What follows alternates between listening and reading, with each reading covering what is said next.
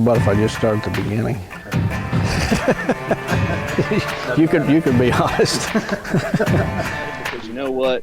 They have the sweat equity that went into that memory that they're making with their friends and family. And that's what's important with us. And that's what the I Am Real World's about. Well, that's a great question. You know, one of the best things about a spring food plot is you get a second chance if it fails. Chasing Giants with Don Higgins. Brought to you by buyafarm.com, your source for farm, recreational properties, rural homes, and more. By tapping into Don's years of experience, dedication, and commitment, Chasing Giants focuses on the techniques, strategies, and dedication needed to harvest one of God's most amazing creations, world-class whitetails. Now, here is Don and co-host Terry Peer. Well, hey everybody, welcome to episode 3 of Chasing Giants with Don Higgins, brought to you by buyafarm.com. I am Terry Peer, and Don Higgins is with us. How's it going tonight, Don? Good. How are you, Terry? Good. So we actually just spent a couple days together on a business trip, but it wasn't hunting. That was kind of odd for us to be out of town during hunting season and not hunting, wasn't it? Yeah, I'll tell you, I posted on my Instagram and Facebook accounts that it's not very often that I'm going to be leaving home during hunting season, the Illinois archery whitetail season. It takes something pretty special to pull me away. And the business trip we was on, we're not going to reveal the details yet, but we was looking at something that's going to be pretty big for real world. Yeah. Can't wait to be able to talk about that at the end of the year and leading into ATA show about some exciting things that's cooking with real world wildlife products. So it's October 17th, and I guess theoretically, I guess theoretically isn't the right word, but technically we're in that October lull, aren't we? Yeah, we are. And, you know, some years I see it, and some years I don't. This happens to be a year that I do. Right. I don't know the full moon hit last week, or maybe it was earlier this week. I don't remember now. I've been on the road too much, losing track of my days. But, you know, when season opened, the first 2 days was extremely hot, so I didn't hunt. And then spent 4 days, I guess, the next 4 days hunting with you, Terry. And the first 2 days, we seen basically the buck we was after, a booner. Couldn't get a shot at him either time, and then after that, my sightings just kind of fell off. I had Mark Fisher, the owner of 360 Hunting Blinds, here for 4 days hunting, and we did not see a buck until the last evening he was here. So it wasn't just our target buck that wasn't moving in daylight hours. It was all the deer up there, right? Yes, it was. Well, you know, we were seeing the does and fawns. I've seen deer on every hunt I've been on so far this year, but the bucks it's been a little bit strange. They've almost disappeared. There was one evening when Real World General Manager Wes Delks and I was out, that right at dark, we'd seen does and fawns from the time we got in the stand 2 hours before dark. Then right at dark, the last shooting light, all of a sudden little bucks started appearing from everywhere, and I think we've seen 6 or 8 of them. But most evenings, I'm not seeing the bucks. Maybe a yearling here and there, but the big guys are staying hid. And I think some of that was the full moon, and then, you know, there's that October lull that some years seems to be a reality, and other years you don't even notice it. So. Well, and the other thing too is the 4 days that we were hunting went, and that was about a 30-degree temperature swing. Right. So that might have accelerated it just the window by coincidence of, well, I guess it wasn't coincidence. We kind of planned my travel plans around that temperature change, but that could have stimulated a lot of movement that normally we probably wouldn't have gotten, do you think, because of other factors? Well, weather trumps everything. I've said that for years. You know, guys talk about the moon and whatever, but the barometer, but the weather trumps all. You get a weather front coming through, and especially when you get the temperature drop. get the temperature dropping, the barometer rising, and that's a recipe for deer movement. I feel like things are going to cut loose. It's just a matter of being there on the day it does, because from that point on, the deer movement's going to be pretty steady right on through the rut. Well, I know we were with each other for a couple of days, and we didn't even talk about this. What's the situation on the crops up there? I know that they were running really far behind and just starting to cut corn, and a few beans were being picked when I was up there the first week of the season. What's the status of that in your area right now? Well, the farmers were going hard, and every farmer was in the field harvested, and then in one night had a rainstorm come through and dump 3.7 inches. Wow. In my area, and we needed a good rain. We needed a couple inches. I don't know that we needed 3 7/10, but that shut them down for a few days, and they're just now starting to get back in action and get back after it. But the soybeans are probably at least 50%, maybe 75% of those are cut in the immediate area around my home, and then the corn is probably I would say probably less than 50%. It's probably 25% to a third of the corn has been harvested. There's still a lot out there. Well, but the more that happens, the more that's going to push those deer into areas that you have set up to hunt, whether it's with bedding cover and food adjacent to it. So hopefully that'll also pick up some movement and kind of concentrate the deer we're looking for a little bit. Yeah, that's a good point, Terry. Those crops that are normally gone this time of the year, there's just so much more of it that I normally don't have to deal with at this date. So that's probably a big factor in the lack of buck sightings. Right.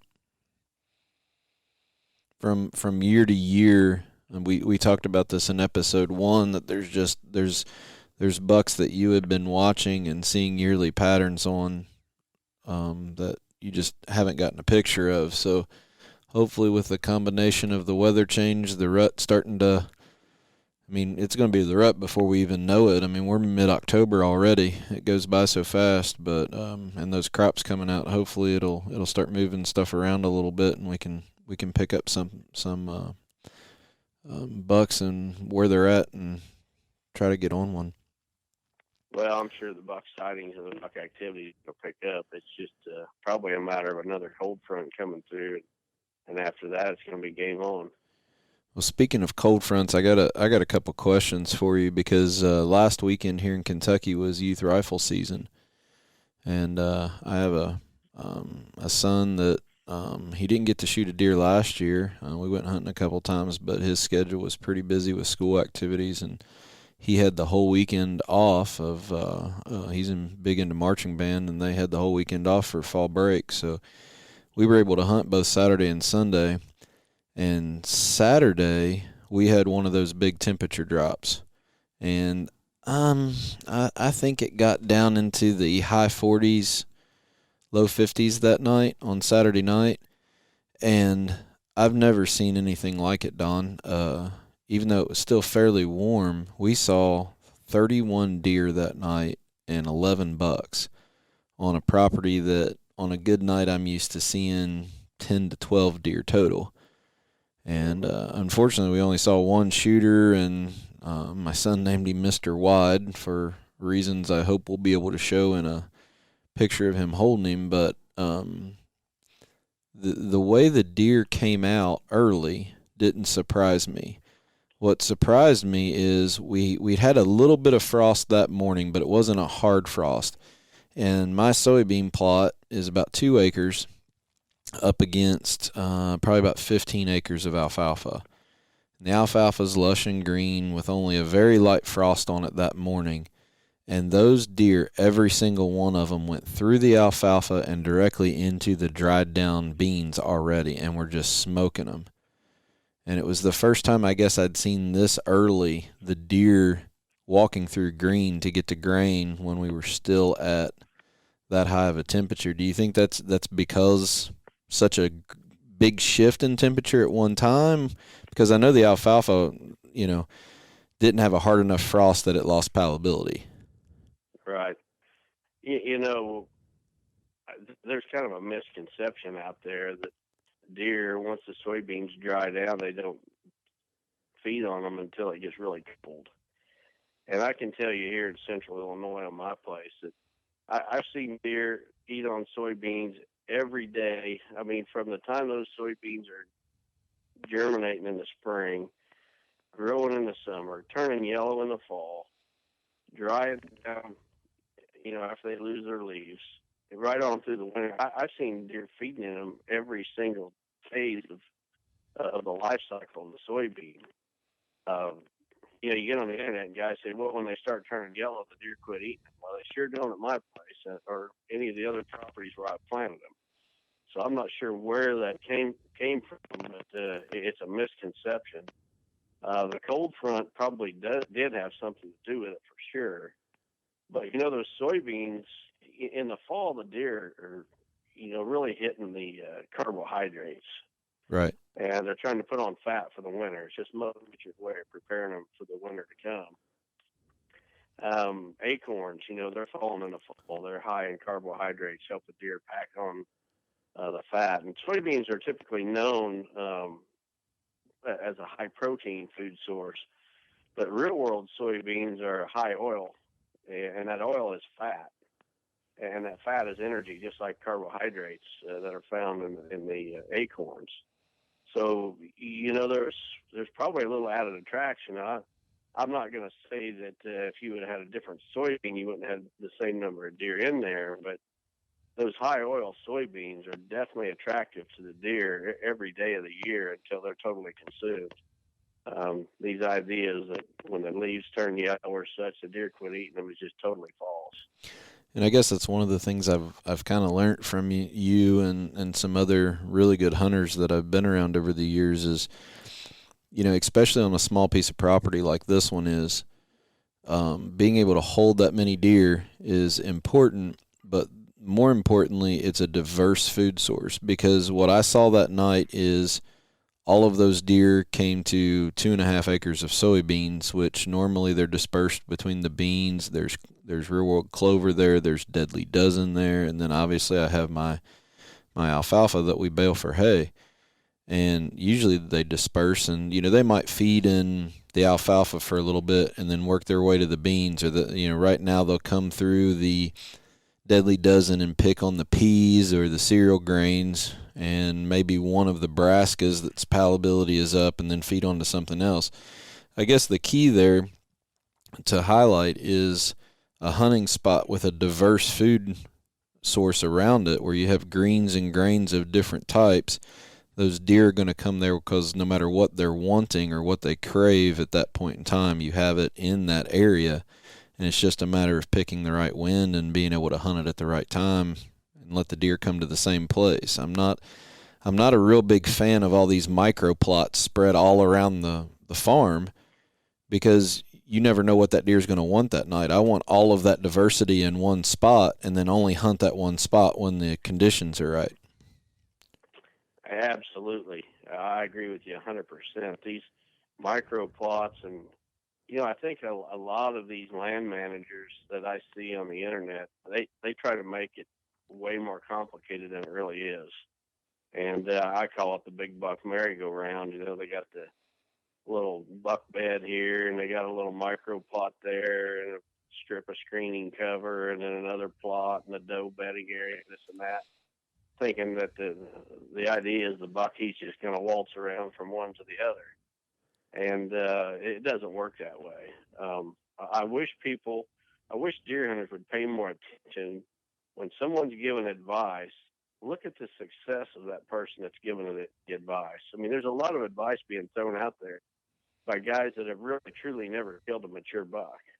They might have killed a 3-year-old or even an occasional 4-year-old, but they've never killed a 5, 6, 7-year-old buck, let alone a bunch of them. And yet they throw an idea out there, and it just seems to be bought hook, line, and sinker by everybody that reads it. And some guys get paid big money for these false ideas that they throw out there.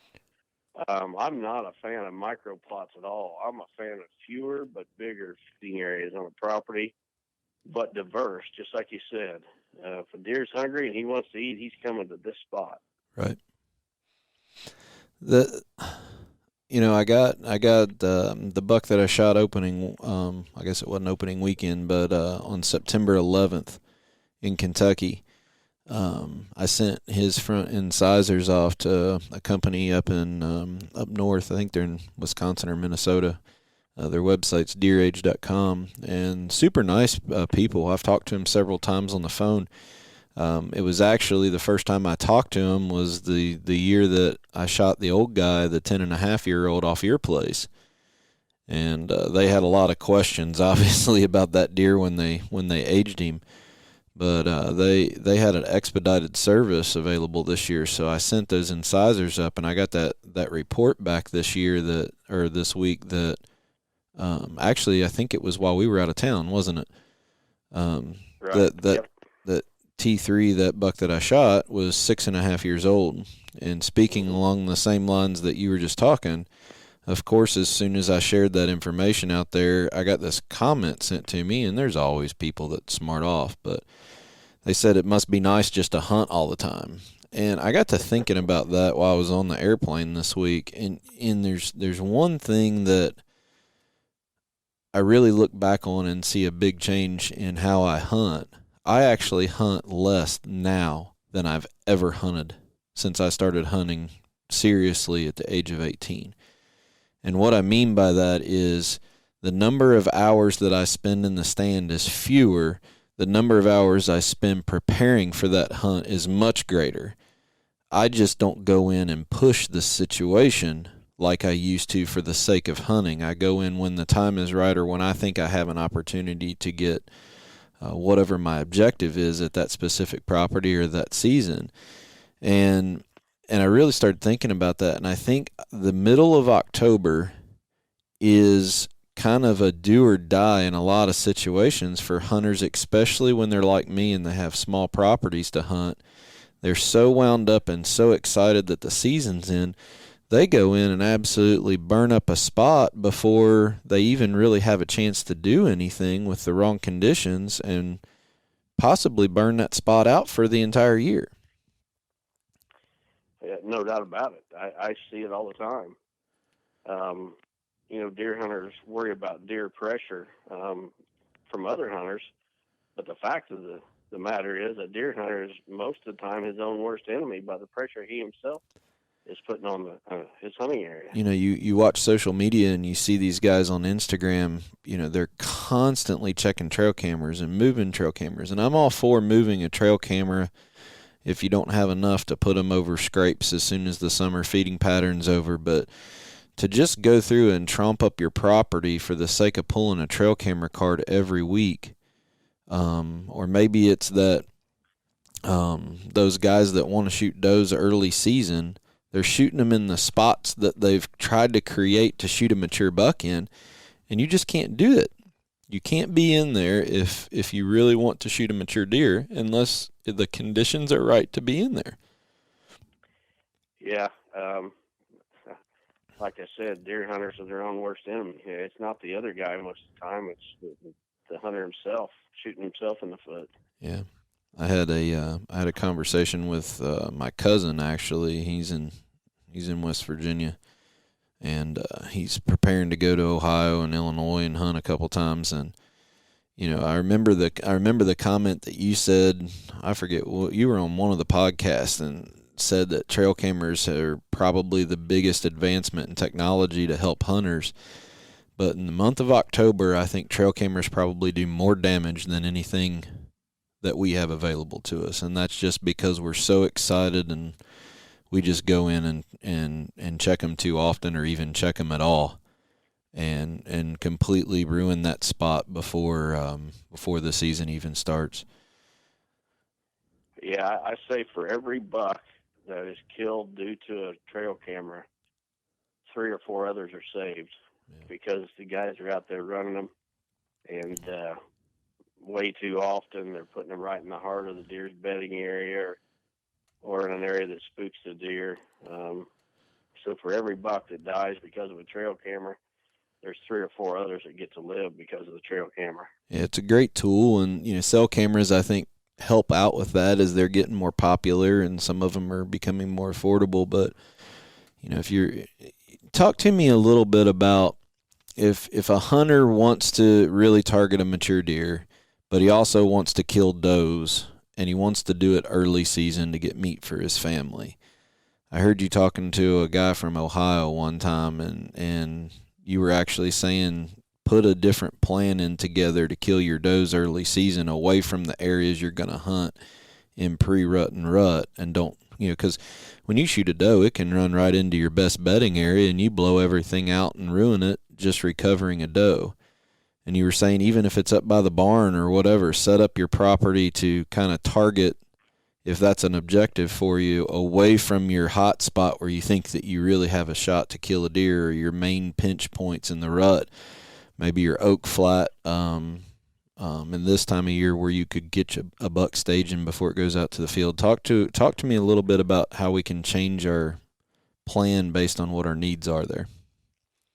Well, with every stand I've got a pretty good idea of the odds I'm going to get a chance at a really good buck there. And anytime I place a stand, I believe I've got a chance. But there's some stands that are just, it just screams big buck killing spot. You just know that that's a prime location.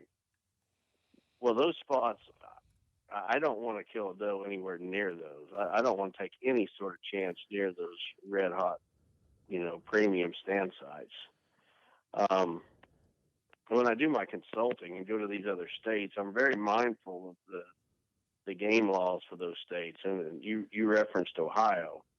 In Ohio, the deer hunters there can put out bait, right on through the season and hunt over the bait.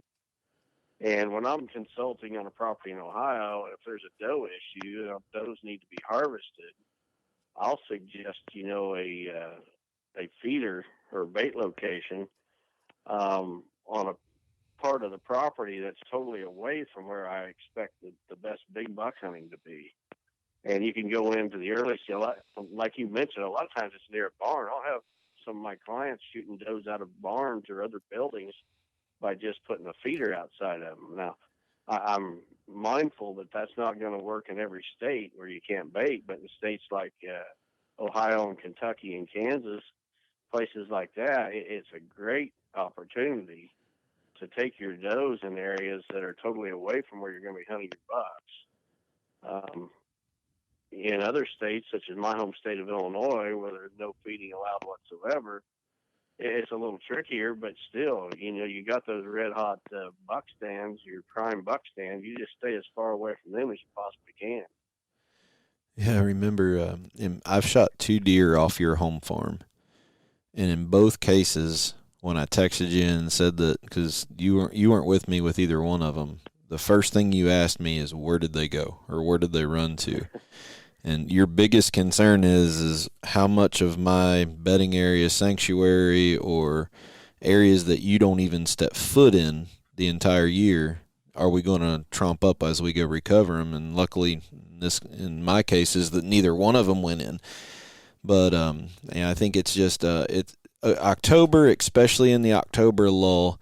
Everybody's so amped up about hunting that they try to go too much in the wrong conditions, check too many trail cameras, and instead of sitting back waiting for the right opportunities and minimize intrusion, that's going to give them the best shot. And for the meat hunters that want to go out, great, do your thing. But the guys that make the comments to you and I, it must be nice to have 3,000 acres to hunt. Well, neither one of us have that. Neither one of us don't have other responsibilities that take us out of town or whatever during hunting season.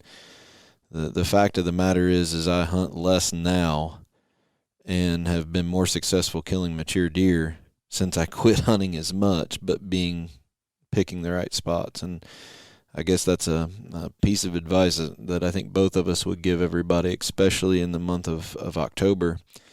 And not burning yourself out either. You spend too much. You want to get to the rut where you can stand sitting in the tree stand all day. If you're already burnt out by hunting 31 days straight, by the time November rolls around, it's going to be hard to sit there in the rut.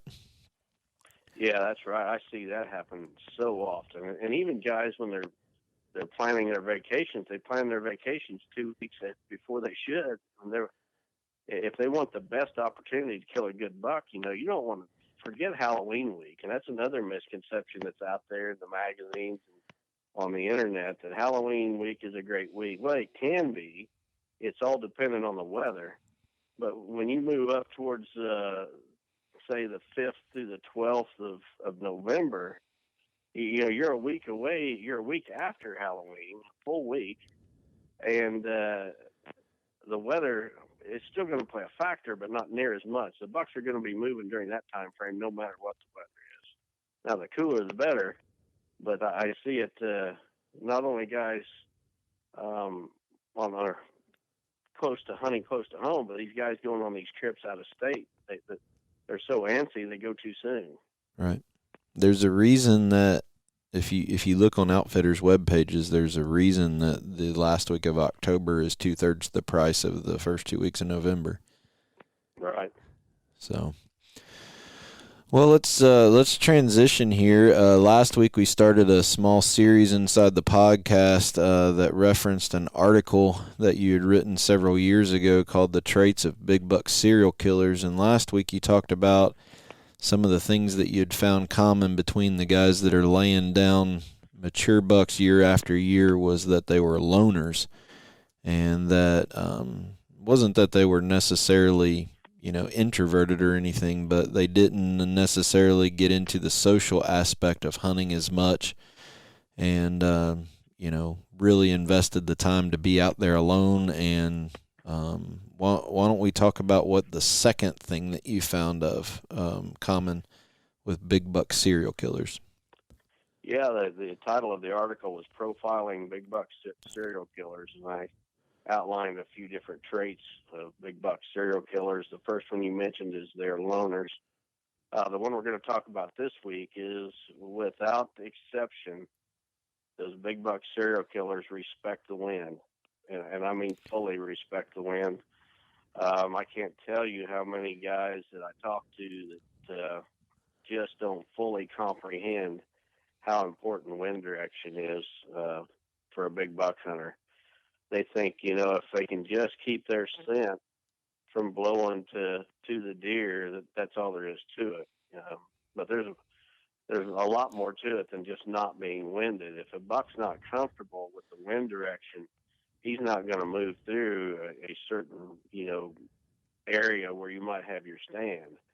You need to know what wind direction is ideal, not only for you to keep from being winded, but for that buck also to travel through that area, that whether it be a pinch point, a funnel, whatever it is you're hunting. You got to be totally mindful of the wind, and these big buck serial killers, they get it. The wind, is their friend and their foe. It'll allow them to kill these big bucks if they understand what they're doing. But at the same time, if that wind switches, it can betray their presence and ruin a hunt. And I can't tell you over the years how many times that I've climbed up into a stand thinking the wind is a certain direction, and within a few minutes of climbing that tree, I realized the wind's not what I thought it was. And I don't just stay there and take a chance. I immediately climb down and get out, even if it means not hunting that day. There's not time to get to another stand. I would rather just get out and not burn that stand out by sitting there and letting my wind blow or my scent blow into an area where the deer's likely to pick it up. But I can relate a story from many years ago. I was probably about 19, maybe 20 years old, and I started a new job. And at this new job was a gentleman named Alan Foster. And Alan was doing what I dreamed of doing. He was older than me, and he was consistently killing big deer.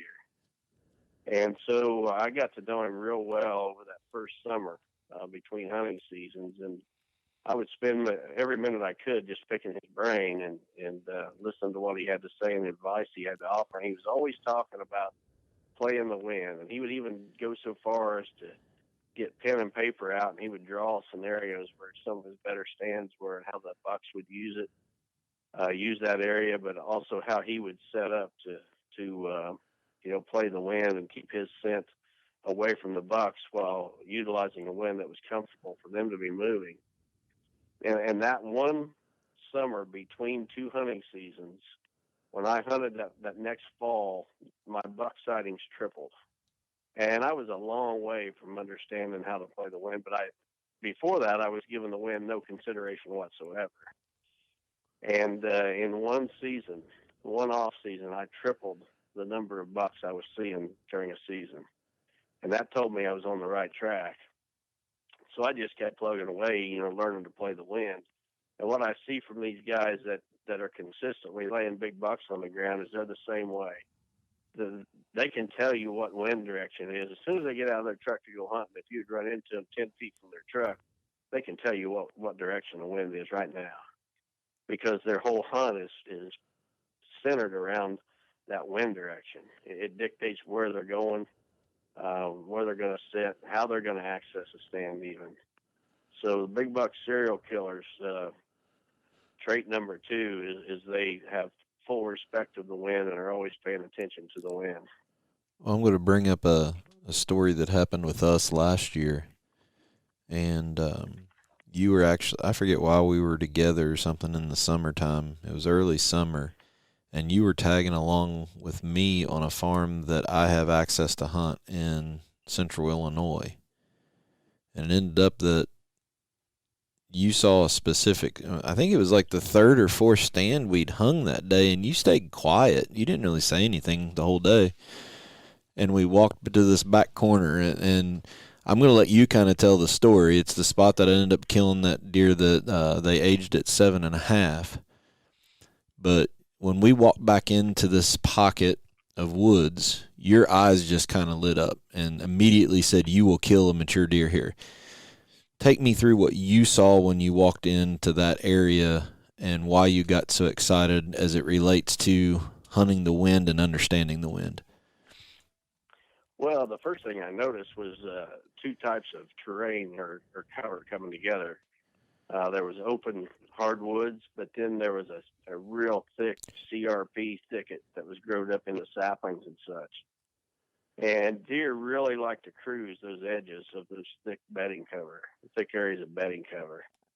But what really set this location off was there was a real deep ravine or gully on one side of that thicket. And it also ran, paralleled the hardwoods too.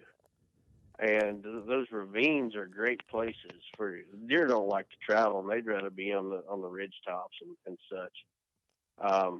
But ravines are great places for you to sit in a stand and have your scent blow into that ravine instead of on the ridges.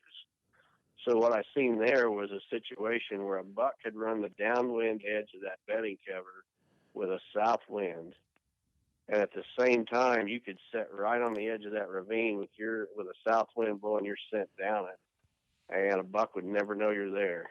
And he could come down that ridge right towards that thick bedding cover with that south wind right in his face, and yet you was off to the side enough where your scent was going to be down in that ravine, and he would never wind you. So that's a spot. I'm telling you. You need to stand there, and you just need to leave it there, because every year that's going to be a good spot for a south wind.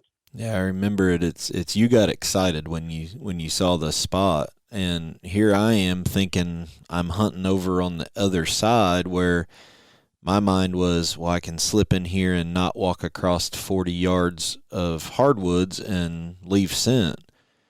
But I wasn't thinking the way you were thinking, and that is that scent blows across, and then as that buck's cruising back and forth, you flat out told me, you said, if you hunt this with the right wind, you'll see all kinds of bucks running that downwind side of that bedding area, but do not come in here if it's any other wind. And I didn't hunt it till that condition, and then ended up shooting a deer that we had aged by the same company that was 7.5. So kind of a story that goes along with it. You have to understand that, and also your access points with what that wind's going to do. Let the deer think that they're alone, but you're set up to where you can pick them off. So, I've heard from a lot of hunters. They talk about a stand site, and I said, I'll ask him, well, what direction what wind direction do you hunt there? And well, it don't matter. They'll say because the deer come from every direction. So they're always going to win me in one direction or another. But if they come from the other direction, they're not. Well, I tell them immediately, well, you're standing in the wrong spot because you're going to burn that tree out in a hurry. If you don't respect the wind, you're going to get about 2 good hunts out of a stand, and then it's going to be downhill from there. Yeah. And I mean, during the rut, who knows? There could be a buck chase a doe anywhere. But for the most part of the season, wind's the key. Exactly. All right, with that, why don't we take a quick break and talk about the buyafarm.com property of the week. So stay tuned as Don brings that to us. Buyafarm.com is your source for farm, recreational properties, rural homes, and more. Now, here is Don Higgins with this week's featured property. This week's property of the week is in Cumberland County, Illinois. It is right down the road from the property that we featured last week. In fact, there's only one property that sits between these two properties. But I can tell you I've been on both of them, and they're so good, that's why they're being featured. This particular property is 245 acres.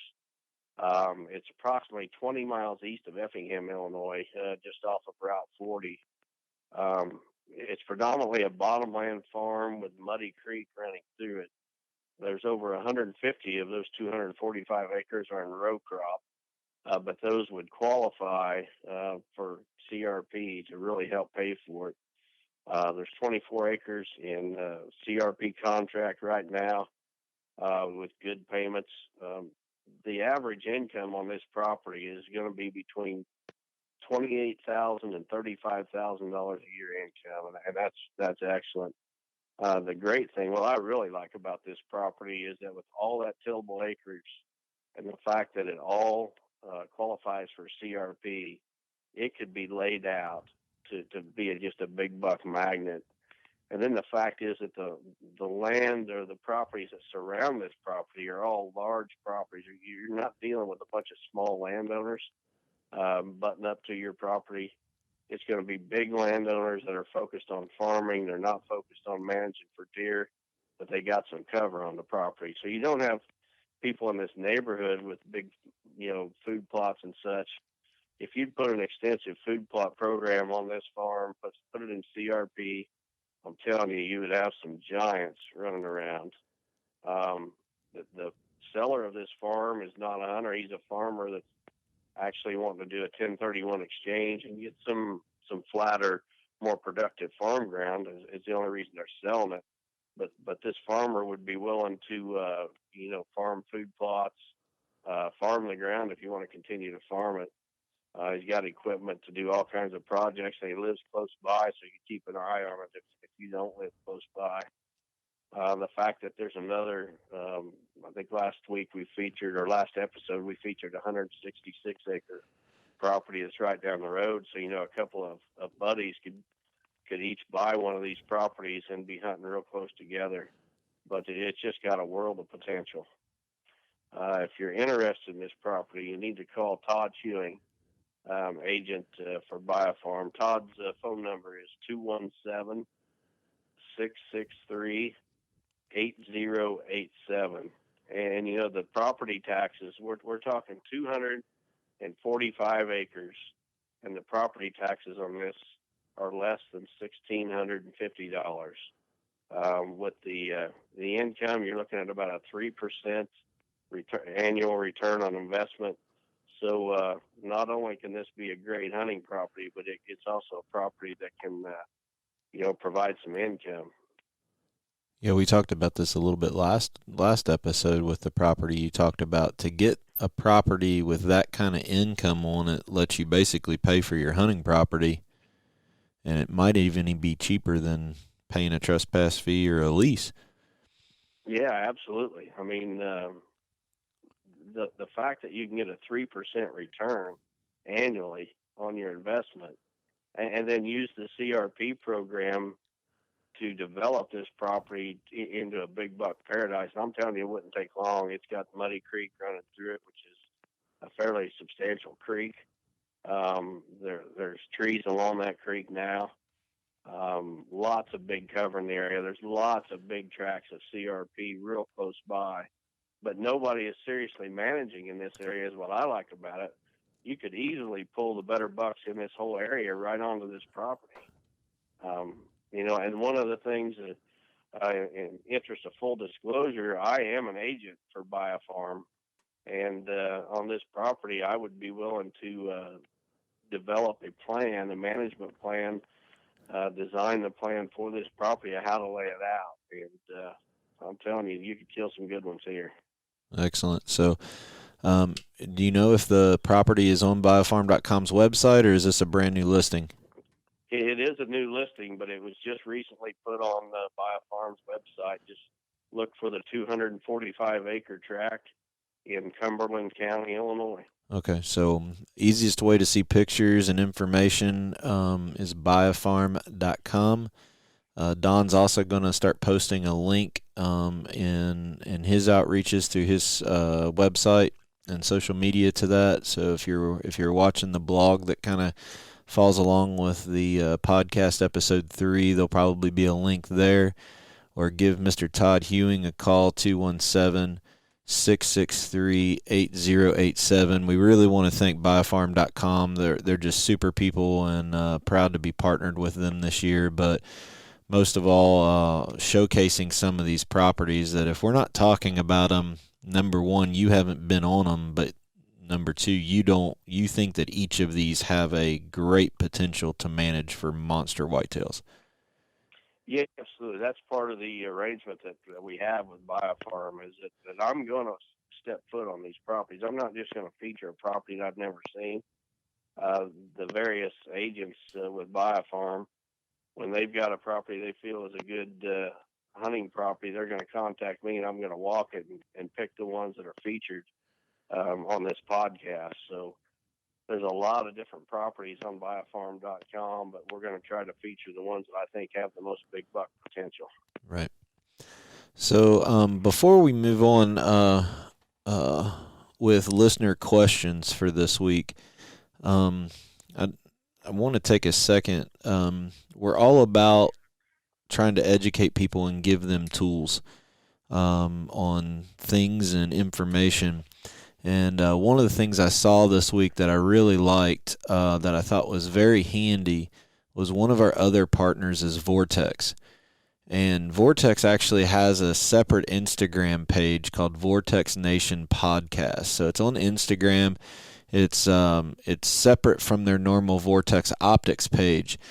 But they have what's they call Vortex Nation Podcast. And this week they published episode 95, and they're real short. I can't remember whether they're 7 or 10 minutes. I think they're 10 minutes actually, but they do tech talks. They'll talk anything from long range shooting to tactical stuff. Sometimes it's even cooking wild game, and they bounce around to different topics. Obviously, because Vortex sells to a lot of different consumers for a lot of different needs. But this week, episode 95.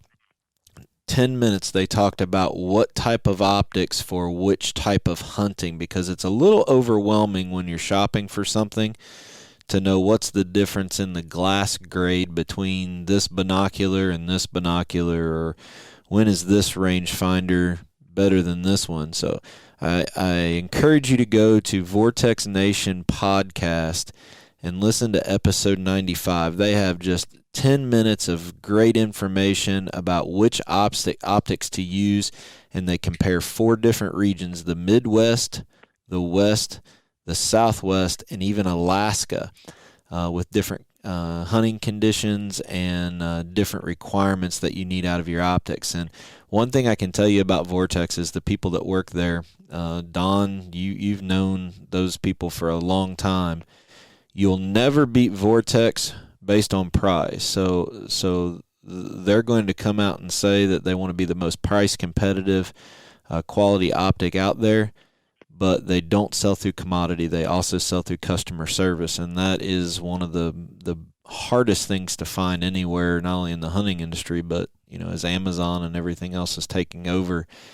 everybody's walking away from customer service. These guys are super. You can get on social media, send them a message, call them, email them, and they'll help walk you through with what's the best choice for your needs. So Vortex Nation podcast, just FYI, great resource if you got 10 minutes on the way to work or before you go to bed, check them out. I know you've used Vortex for a lot of years, Don. Yeah, actually a story, interesting story regarding Vortex. The first trade show that Vortex ever did in the hunting industry, the first morning they were at that trade show, I was the first person to come up to their booth there and talk to them. A gentleman named Seamus Terry was working that booth. I introduced myself, and I've been with Vortex ever since. They've been a sponsor of mine. Great people, great products. You're not going to beat them on money. For the money, they've got the best product out there. But, like I said, even though they're selling at a price point, they're not giving up the customer service. And if you watch their social media pages, they got a lot of great information. A lot of it's really entertaining, but most of all, it's informative. So check that out. So let's move on to listener-submitted questions. It seemed like everybody liked the idea of a free T-shirt. We got a bunch of questions over the last 10 days.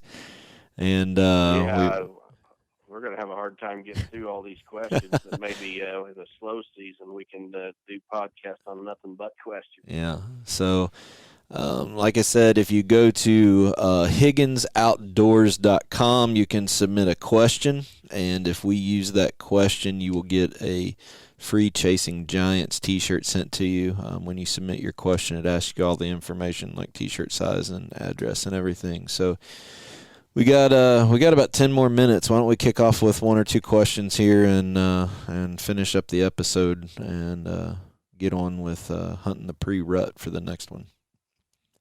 Sounds good, Terry. The first question selected for this week comes from Joe Weimer. And Joe, his question is, it says, it seems like most folks associate giant bucks with large amounts of timber and brush on big farms. In your experience killing and hunting giant whitetails, do you find most of your targets on farms that look the part, or are you finding big bucks in out-of-the-way areas? Well, that is a very easy question to answer, Joe. Most of the bucks that I'm hunting are in out-of-the-way places that other hunters overlook. If you see some of the places that I've shot giant bucks, you'd be shocked that anyone would even bother to hunt there. And, the one thing that a big buck wants more than anything else is seclusion, freedom of human intrusion. You're probably going to hear me say that phrase 1,000 times if you continue to listen to this podcast. Freedom of human intrusion, a buck's number one desire, and he'll go to out-of-the-way places to find it. So that's definitely where I do my hunting. That's where I find the big ones. Yeah, I can vouch for that. As we went around and checked out different farms a couple weeks ago. First of all, I know where you shot your.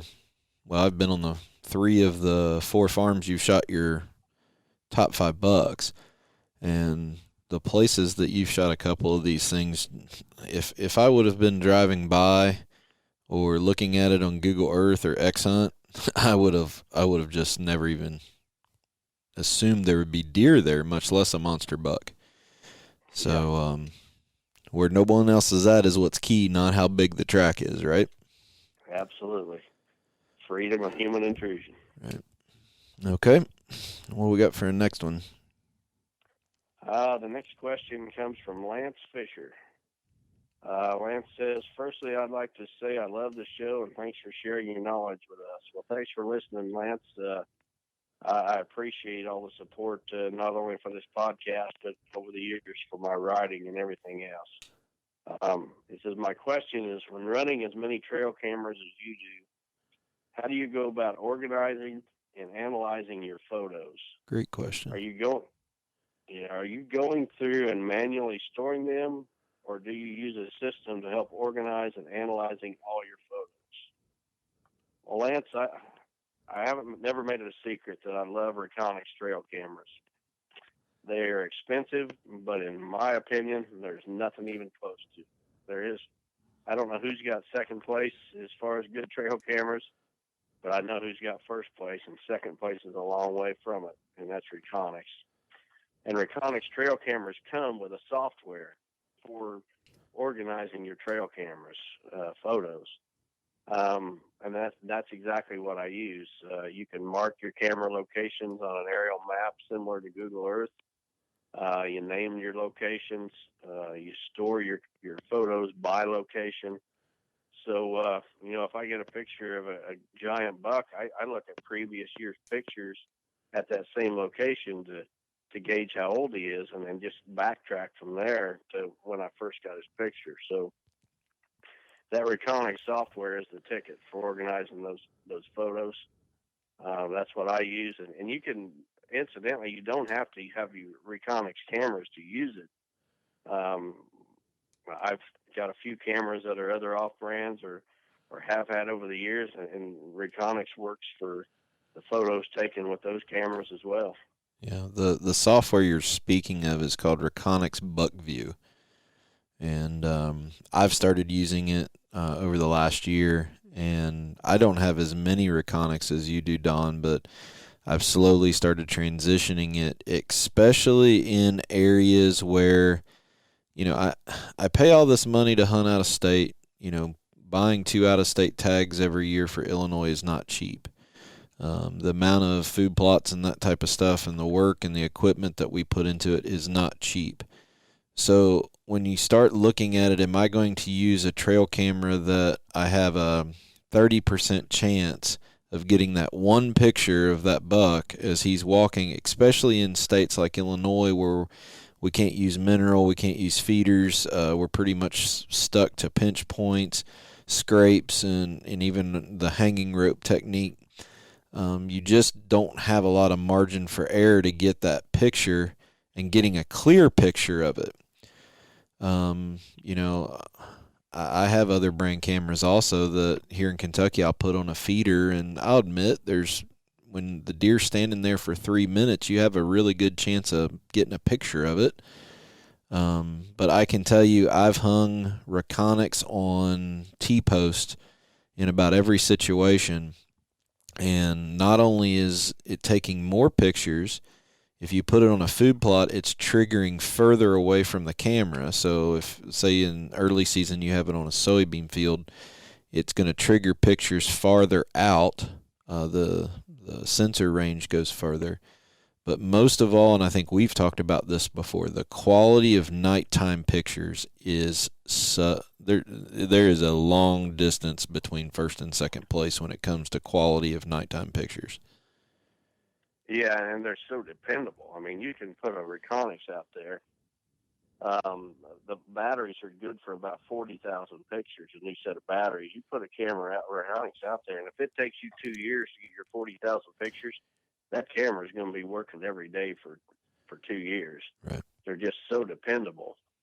And, I know what people say, and they're expensive. I get it. We have to buy ours. We're not getting them for free, but I'm telling you, when you go to the expense of hunting in a situation for a mature buck, my opinion, in situations, especially in Illinois, I'm not going to risk it to a cheaper camera when I can't stop that deer with something else. So I've really been pleased with it, and slowly but surely I'll start replacing them out every year as I can afford to. And that's what I've done. I think I started using them in 2010, and I just buy 2 or 3 or 4 every year and just add to it. Yep. I think I've got somewhere close to 30 of them now. Yep. But when it comes to hunting mature bucks, that it's all in the details. And a cheap trail camera is going to miss a lot of pictures. And if it misses that mature buck, well, you just missed an opportunity to learn something about the deer you're chasing. And right. You just don't get too many opportunities in a mature buck, so you got to capitalize on every opportunity you get. Right. But back to the original question, that Reconyx Buckview software, it's the ticket for organizing and being able to track not only by location but specific buck or a location. The thing I do like about it is when you open up a folder in that software, you hit play on it, and if you're in a spot that, like a food plot that has a bunch of does, it'll play them like a movie, and you just stop when you see a buck. You don't have to sit there and click every single picture with your mouse or the arrow key to get through a card pull that might have 2,000-3,000 pictures on it. So check that out. It's Buckview software from Reconics. So we got time for one more question. What do you got? The last question it comes from Ty Miller. It's a little bit lengthy. I'll just read it and then answer. Ty says, we all know mature bucks are an entirely different beast, and due to their traits can differ significantly from others and even themselves. With that in mind, I've always been curious and asked these two questions of consistent big buck killers.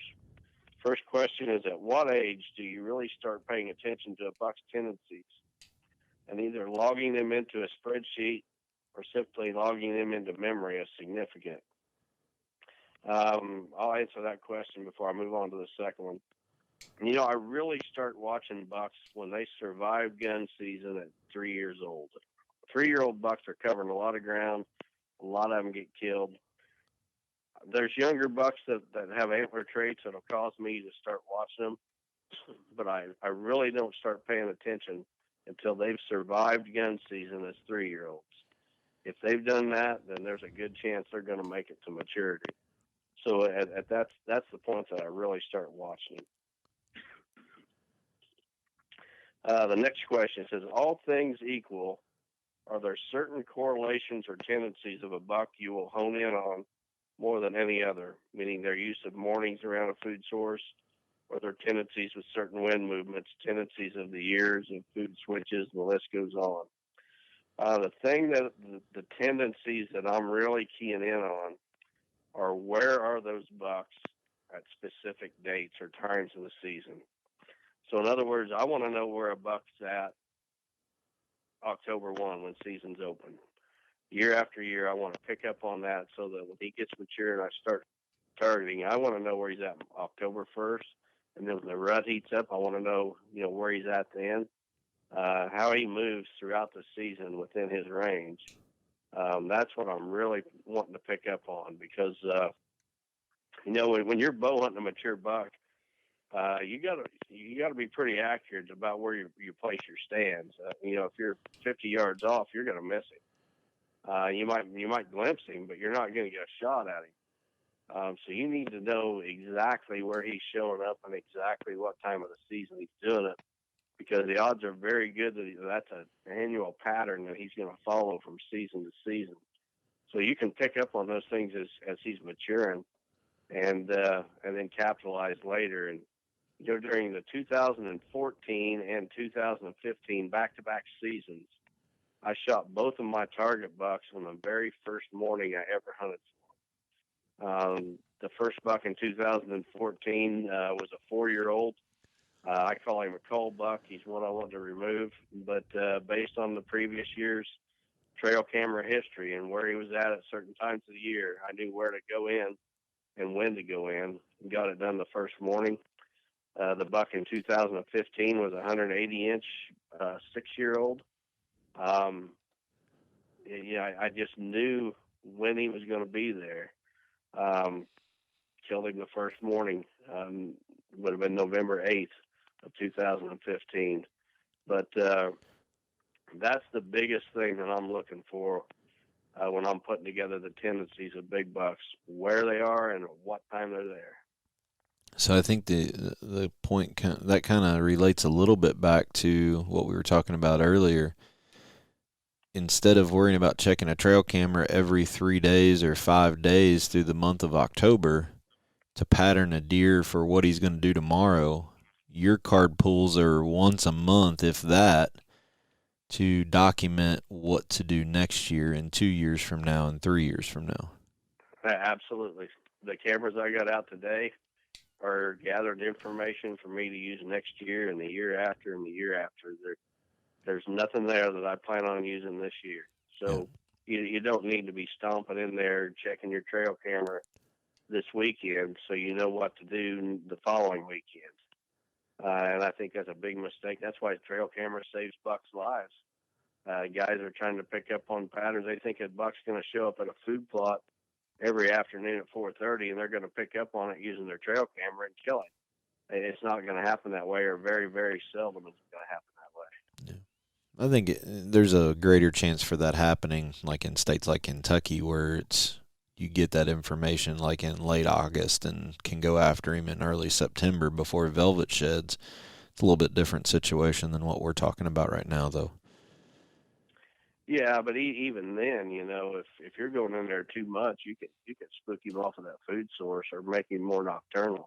Yeah, because mature bucks.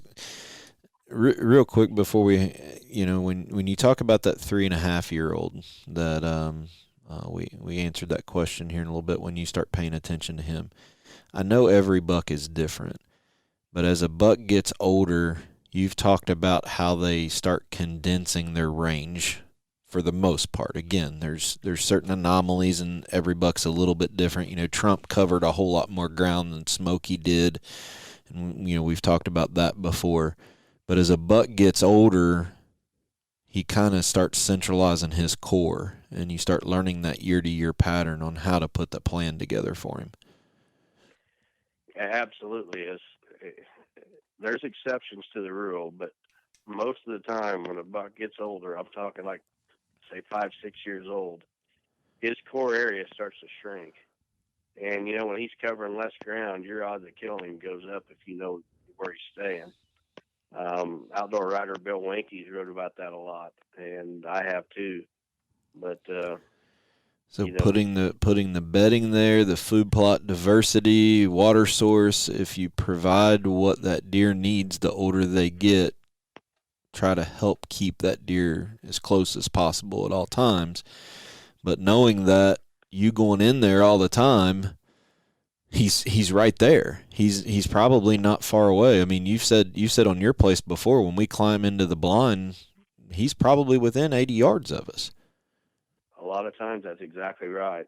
And when I set up a property for my clients, that's the whole approach I'm taking. I'm trying to turn that property into a property that a mature buck is going to call his core area.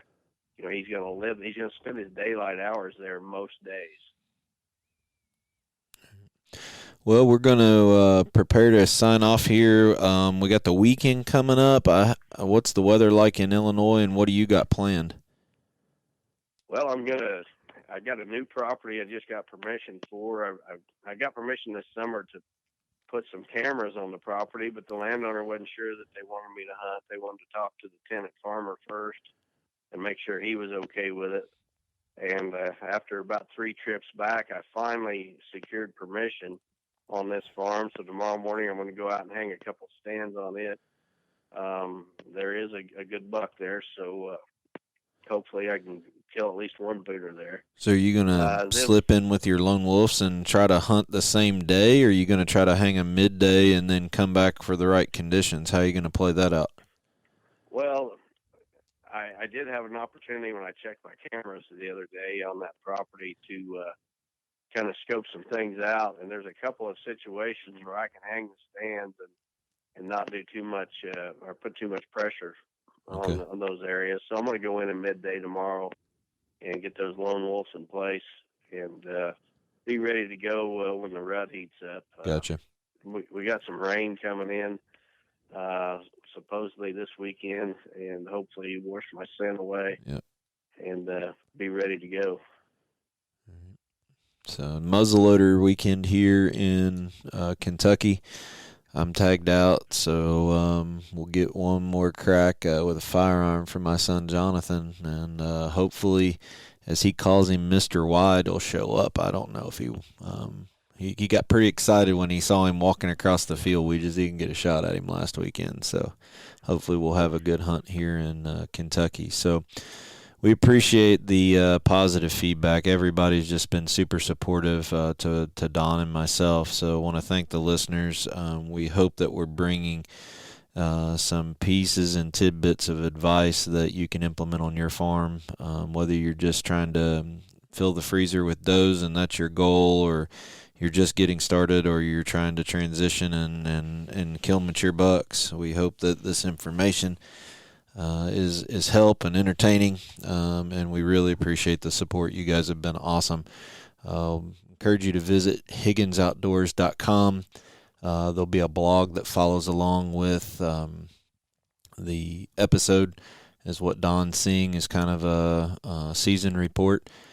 Follow him on Instagram, HigginsOutdoors.com, and also on Facebook. And please be sure, as you download on iTunes or iHeartRadio, give us a like and a ranking, and leave a comment. That helps other listeners find us quicker and easier. But for biofarm.com, we want to thank you, along with our other sponsors, Reconyx Cameras, Matthews Archery, Quiet Cat Bike, 360 Hunting Blinds, Vortex Optics, and Real World Wildlife Products. So for right now, we'll sign off and see you guys in probably about 10 days, and hopefully have a buck on the ground. So take care and good luck.